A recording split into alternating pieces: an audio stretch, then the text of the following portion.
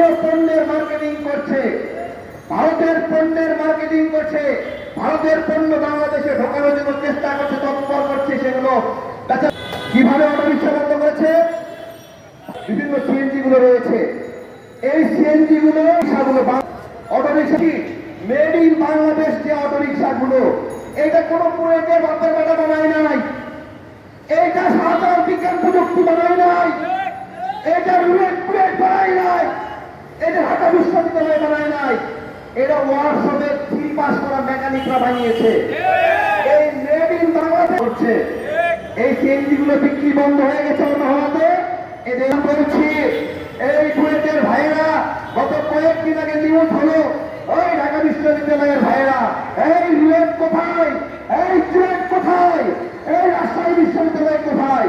আমাদের মধ্যবিত্তের জন্য একটা অটোরিকশা বানাতে পারে না, একটা অটোরিকশা বানাতে পারে না। মাঝে মাঝেই দেখি চাঁদে যাওয়ার যন্ত্র বানাও, চাঁদে যাওয়ার গবেষণা করো, তোমার চাঁদের গবেষণা বন্ধ করো, আমার বাড়ির পাশে একটা গাড়ি দাও তুমি, যেহেতু আমি চড়তে পারবো। কই, যদি বানাইতে একটা, তাহলে ওই 300 রান লিস্টের বাইরে থাকতে না, যদি বানাইতে পারতা, বানাতে পারো নাই। একটা রিক্সা বানাই যাও না ভাই, যে রিক্সা নিরাপদ। আমরা 3 মাসে বাইরে রিক্সা বানাইছে, অটো রিক্সা বানাইছে, সেটা তোমরা ভাঙায় দিবা, সেটা বন্ধ করে দিবা।